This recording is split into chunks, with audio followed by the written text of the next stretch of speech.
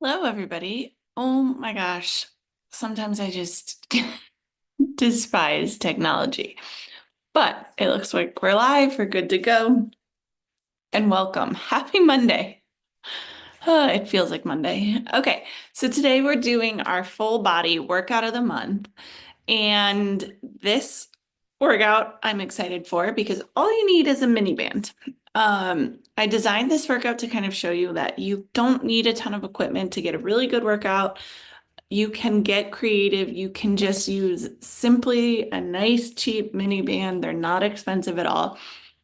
I do have behind me a elevated surface and a weight. I'm just going to show you some options, but you don't need them for this workout. It's just a way to help increase the intensity, help make the workout more powerful for you, depending on what you need right now. Okay. Really, all you need is the mini band.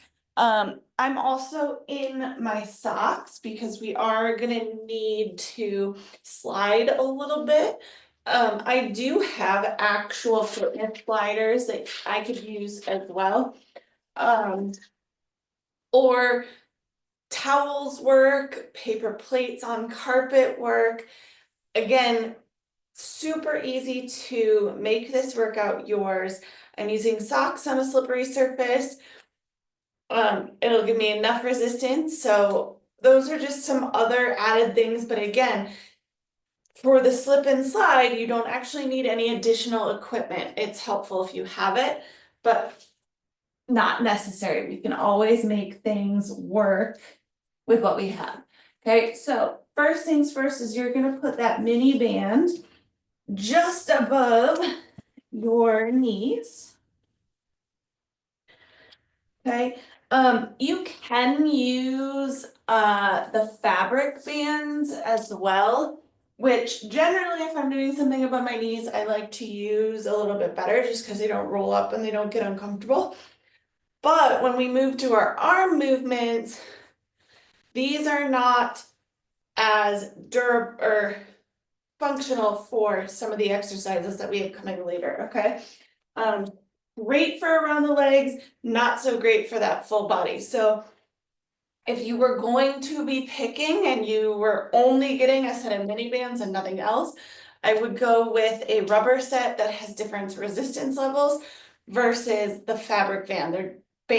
They're just more versatile. Okay. Ideally, you want to do about 20 reps, 10 per side, 20 total on everything across the board, 3 to 4 times through. Okay, I'm gonna walk you through everything one time and then you guys can do this on your own, pick it apart, add exercises to other workouts, all that good stuff, okay? So we're gonna start with our feet, shoulder width apart, slight bend in the knees, hips are slightly pushed back, core is engaged, and then you're gonna push out on your first foot. Making sure to do as best as you can to stay centered over your feet and pushing that leg as a unit. So you don't want to lead with your foot, you don't want to lead with the knee, everything works together and you're not going super far out. Toes stay nice and forward. Again, I'm going back and forth a little bit, so maybe it's 5 one way, 5 back until I get to 20 each way. If you have a longer hallway, you can do that. But we are thinking about this side booty, those glute meads, trying to help push that leg.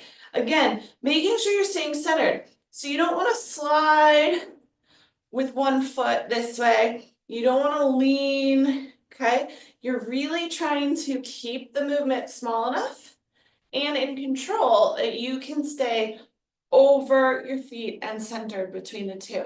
Now, if you want to add a weight to this next one, you can. You have a couple choices. We're just gonna go squats. I'll show you first. Keys with the band is that you're keeping toes forward, feet are still in that shoulder width apart, and you're squatting down. Keeping the knees tracking between the big toe, pinky toe. So you don't want to push them out too far, and you don't want to let them collapse in. Okay, really driving between the big toe, pinky toe. If you want to add a weight, I'm using a kettlebell, but you can do this with a dumbbell as well. You can hold it at your chest. That's going to get a little bit more core involved, still tracking big toe, pinky toe. Or you can bring the dumbbell or kettlebell to one side, racking it center. Hand is at your midline, your chin. Weight is rested on the arm, okay? If you're holding a dumbbell, you might have it here resting on the shoulder, okay?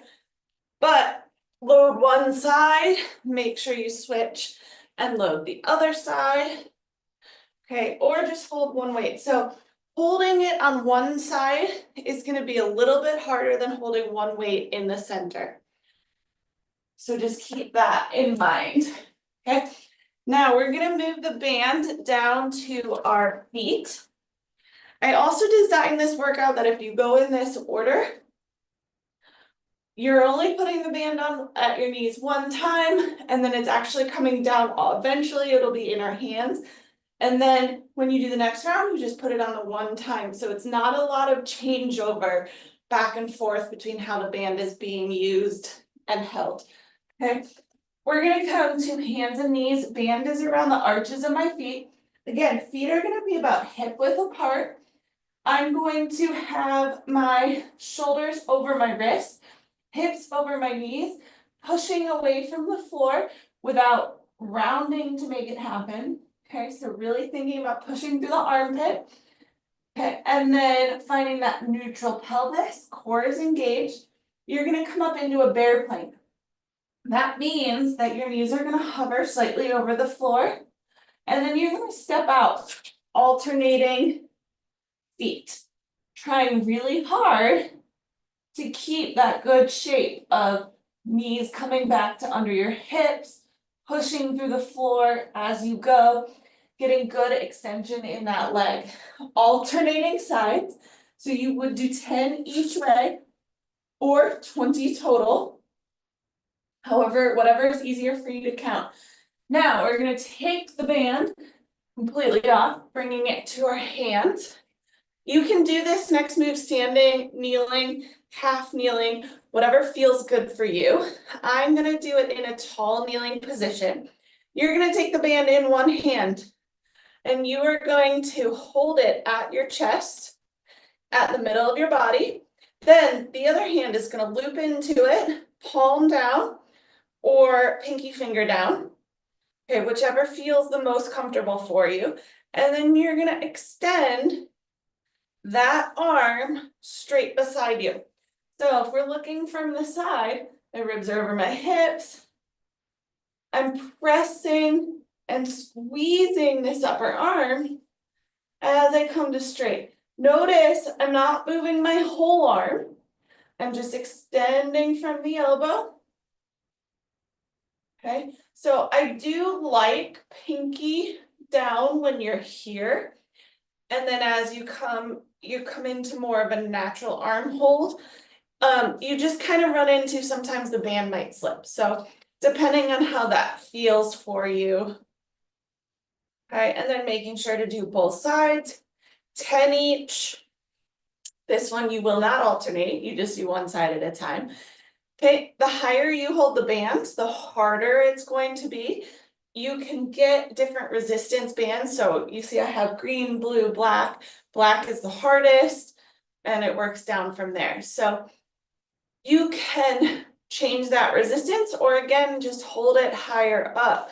Just make sure it's always at the midline when you hold it, okay? Then we're gonna go into a shoulder press. This one you can also do from half kneeling or tall kneeling. I'm gonna do this one from standing.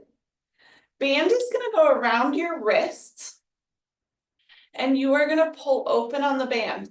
You can do palms facing each other, that's totally fine. You don't have to be here. So normally you think of a shoulder press out here. It's okay if your hands are facing each other. Create tension, open the hands, and then go into your shoulder press here. Really getting those arms nice and straight, keeping as much tension on the band as you can. So if you notice, I know my hands kind of go out of screen, but you can tell that as I get to the top of my press, My hand position did not change. It did not come closer together. So I'm keeping equal tension on the band as I go. Now, from the side, you have that slight athletic position, and then you want to make sure that you're not arching your ribs to get the hands up, and your arms are coming, biceps even with your ears. Okay, keeping tension on that band the whole time. You should be feeling it in that shoulder.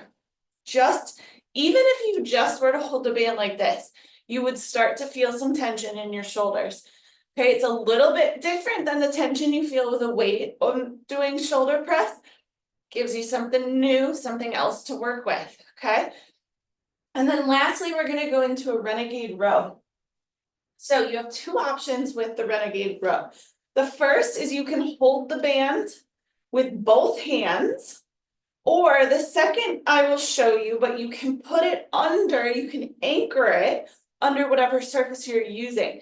So I would put it under the leg of my chair, okay?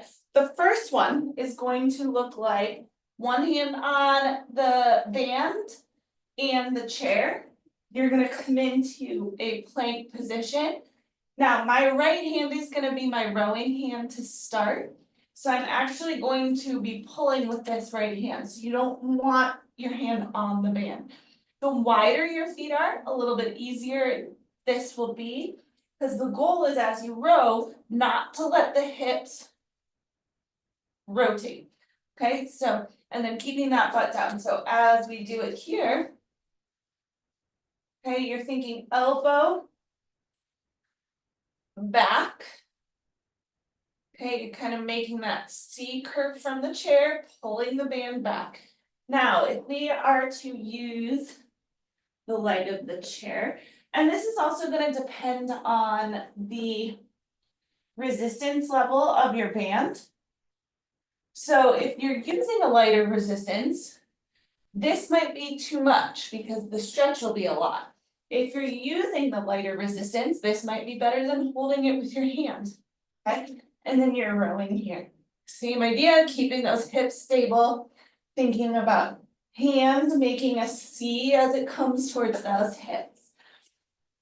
Also 10 each, 20 total. One side at a time, okay? Again, we just did a full body workout with just a mini band. Okay, we got outside of the booty, which is helpful for those postpartum moms to stabilize, support, helps take some of the pressure off the lower back, keeps you from tipping over, can kind of counter that hold the baby on your hip movement a little bit. Squats, we all know a good squat. Lots of legs. If you do add the weight, you're gonna add some core as well, okay? With the band and the squat, we're also working inner and outer thighs a little bit more to help keep those knees tracking where we want them. Okay, bear step outs, definitely the core. Now, if you find with those, it's too difficult with your mini band, you can always start with just body weight or doing up downs in the bear. Okay, you don't have to do the step out with the mini band. And then we did our tricep extensions. Okay, our shoulder press, and then the renegade rows. So again, you're trying to do 10 of everything, 10 per side or 10 per exercise, 3 to 4 times through.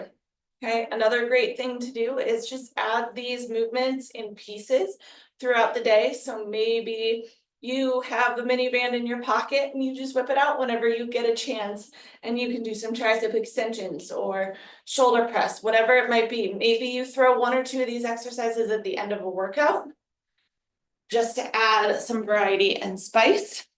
Okay, but all you need is this beautiful little mini band. Like I said, the rubber ones are going to work a little bit better for the full body workout. However, if you want to get the fabric bands, they are great for doing leg stuff. They don't roll up on you, they don't pinch, tug, a little bit more comfortable, but not super versatile. So keep that in mind when you're shopping for your equipment. These are super cheap, super easy, and we just did a full body workout. So it can be done. It can be done quickly. It can be done easily. You do not need a ton of crazy equipment. Okay. I am using a folding chair for my elevated surface, but the foot of your bed, a coffee table, the lip of like the ledge on a fireplace, you have those things around. It's just kind of like figuring out what works best and what space you have. Okay. So you don't need all this fancy equipment. You don't have to have a bench. Does it make it easier? Maybe, but you can be creative and come up with ways. Like I said, I use that folding chair all the time for elevated surfaces. Push-ups get a little harder on it because my head hits the back, but it works. Okay. So you use what works. You use what works. You minimize the stress of having all that equipment. And you guys can do this, okay? We're all super busy. I know it, but you've got this and I'm here for you. And if you guys have any questions, please don't hesitate to reach out and ask. And I look forward to seeing you at our next workout. Bye, everybody.